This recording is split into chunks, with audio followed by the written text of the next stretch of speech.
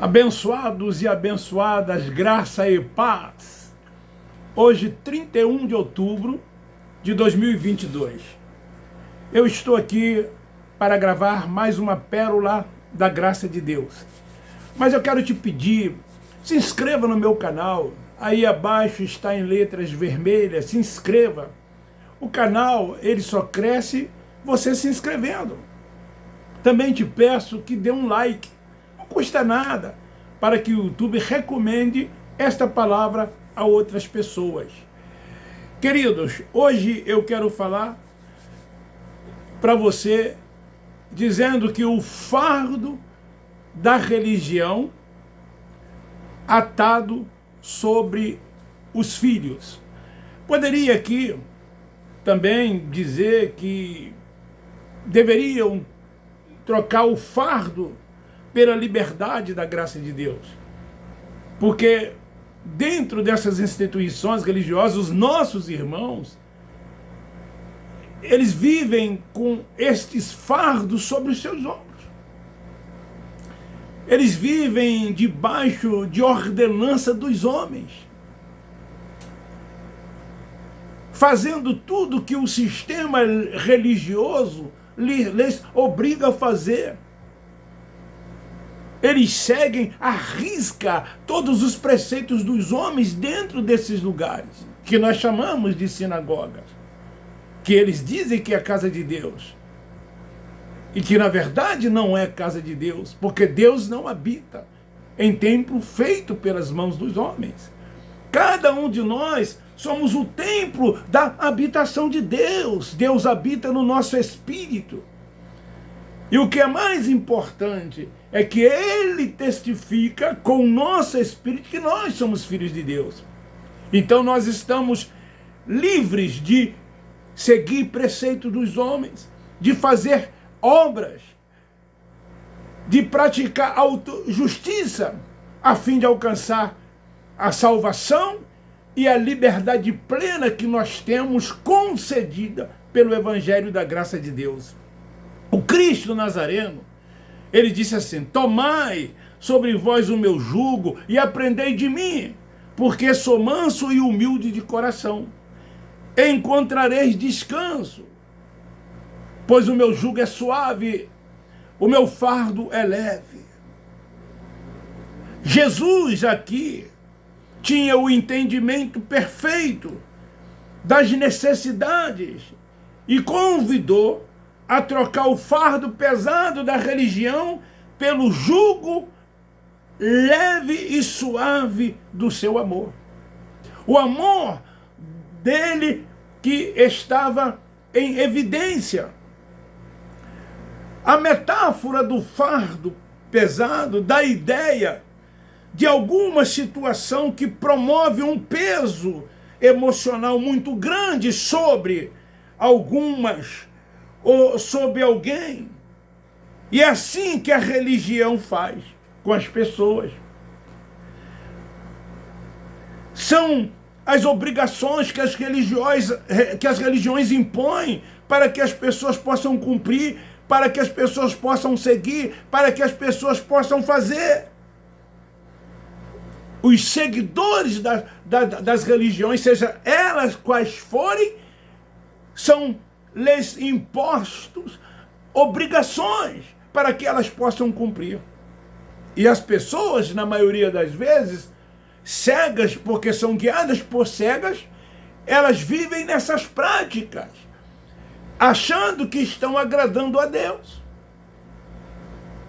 Os judeus, eles tinham 613 leis. 365 que nós chamamos de positiva, que eles deveriam cumprir. E 248 que chamamos de negativa, que eles não deveriam fazer.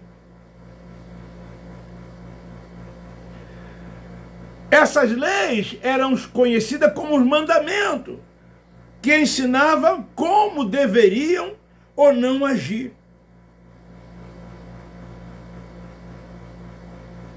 Então, querido, essas leis dadas ao povo de Israel guiavam os judeus ao que devia ser feito e aquilo também que não deveriam fazer.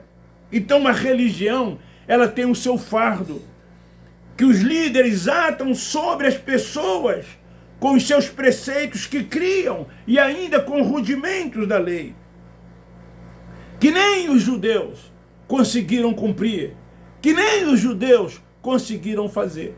E hoje, dentro desses lugares, essas pessoas que se dizem crentes, mas na verdade são religiosas, elas procuram ainda nos nossos dias fazer as obras da lei, procurando autojustiça, no intuito de alcançar, aspas, uma salvação que na verdade elas já têm, porque são eleitas, predestinadas, antes da fundação do mundo, propriedade exclusiva de Deus.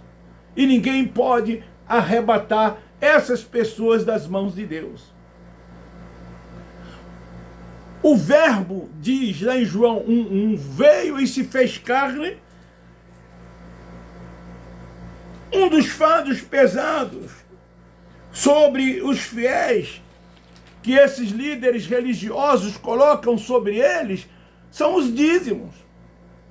Um fardo muito pesado que as pessoas têm que se sacrificar para que possam separar 10% do que ganham e entregar nas mãos desses lobos devoradores que o profeta Isaías chama de cães gulosos. Sem falar que em cada uma reunião, dentro desses lugares, são tirados a tal coleta, a tal oferta, para que eles possam cada vez mais se enriquecerem. E tiram tudo isso, fazem tudo isso em nome de uma suposta obra de Deus. Mas na verdade são eles que tiram proveito de todas essas coisas, vivendo em completa mordomia, deliciando o melhor dessa terra à custa de cada um dos seus membros. Então, esses, aspas, supostos líderes espirituais, eles utilizam dessa, aspas, autoridade para amedrontar os seguidores com essa prática do dízimo e muitas outras práticas que são impostas por eles dentro desses lugares. O dízimo é bíblico, porém, deve ser ensinado da forma que foi prescrito na Bíblia, como está escrito lá em Malaquias. Eles leem a partir do versículo 10, mas não leem a partir do versículo 1. Quando Deus diz, eu, o Senhor, não mudo. Vós, filhos de Israel, ele se dirige às tribos de Israel, que eram 12, e para que 11 levasse o dízimo do fruto da terra, a tribo de Levi, que foi uma tribo que não recebeu porção de terra lá em Canaã, mas que essa tribo foi separada para cuidar da parte espiritual do povo de Deus. Então muitos fiéis têm carregado o fardo da moeda de troca, são ensinados a devolver esses 10% sob barganha. Eles ensinam as pessoas a barganharem com Deus. E muitos estão dentro desses lugares barganhando com Deus. Isso são fardos pesados sobre os ombros das pessoas, que são atados por esses líderes cegos, guiando a outros cegos. Existem muitos outros, como já disse, que eles colocam sobre os ombros das pessoas. Fazem essas pessoas acreditar que se elas não cumprirem essas coisas, elas não têm parte com Deus, não têm parte com os céus. Chega ao ponto de chamá-los de ladrão porque estão roubando a Deus. E usa um versículo isolado do Apocalipse, dizendo que os roubadores não entrarão no reino de Deus.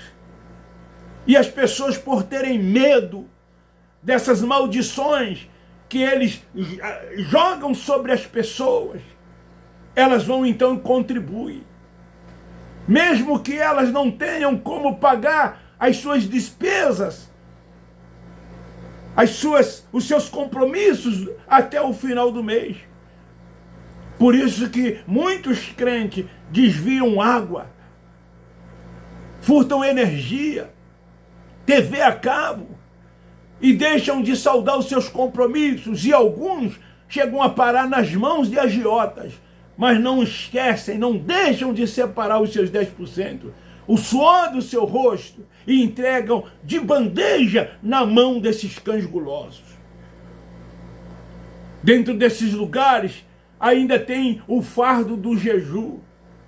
Quando eles se dirigem aos seus fiéis dizendo: irmãos, você tem que jejuar, vamos proclamar um jejum, vamos jejuar, para que Deus possa fazer isso, para que Deus possa fazer aquilo na sua vida e no tocante à obra de Deus.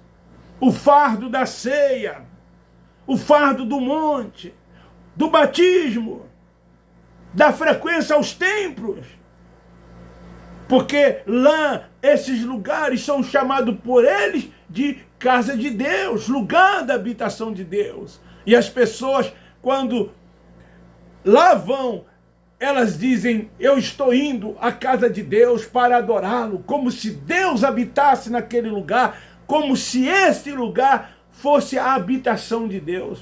Eles citam versículos como o Salmo 23, versículo 7, como o Salmo 27, versículo 4, como o Salmo 122. O evangelho da religião, ele não é do Cristo ressuscitado. O evangelho da religião é do Cristo Nazareno, do que veio cumprir a lei, do que veio buscar e salvar as ovelhas perdidas da casa de Israel. É esse o evangelho que eles pregam, é esse o evangelho que eles ensinam. O evangelho dado aos 12, o evangelho da circuncisão.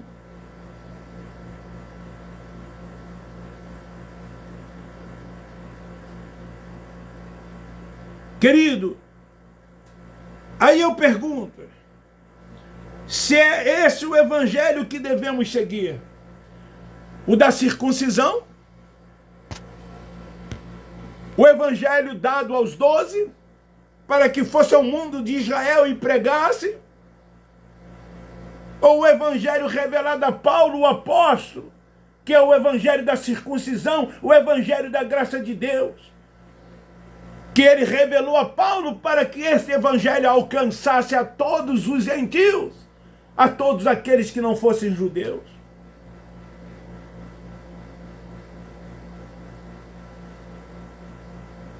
Paulo, ele diz que se tornou prisioneiro de Cristo por amor aos gentios, por amor a cada um de nós. Nós não éramos o povo de Deus, mas fomos reconciliados, fomos, vamos assim, encaixados, enxertados na videira. E passamos então a sermos um só povo, um único povo, não havendo mais grego, nem judeu, nem bárbaro, nem cita, um povo só. E Deus é o Pai de todos. Deus deu a Paulo essa responsabilidade a nosso favor, pela graça de Deus. E que mediante essa boa notícia, nós somos co-herdeiro com Israel, membro do mesmo corpo e co-participante da promessa do Cristo ressuscitado.